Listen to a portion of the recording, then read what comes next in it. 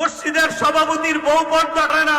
সেক্রেটারির বউ পর্দা করে না, ক্যাশিয়ারের বউ পর্দা করে না, অনেক ইমামের বউ পর্দা করে না, অনেক খতিবের বউ পর্দা করে না, অনেক ওয়াইজের বউ পর্দা করে না, অনেক মুসল্লির বউ পর্দা করে না, অনেক হাজির বউ পর্দা করে না। আল্লাহর কসম হাজি তোমাকে শোনায়া যাই, শুনে রাখো, লেখে রাখো, মসজিদের সভাপতি লেখে রাখো, সেক্রেটারি লেখে রাখো,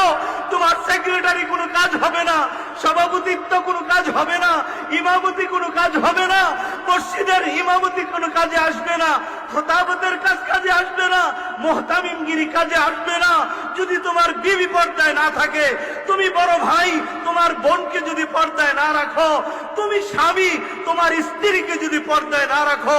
মদিনার নবীর ঘোষণা শুনে নাও। আল্লাহর নবী বলেছেন, এই সমস্ত নামাজি, এই সমস্ত হাজি, এই সমস্ত আলেম যারা নিজের বউকে পর্দায় রাখে নাই, নিজের মাকে পর্দায় রাখে নাই, নিজের বোনকে পর্দায় রাখে নাই, অটোমেটিক হাসরের ময়দানে এদের কপালে লেখা উঠবে দায়ুস।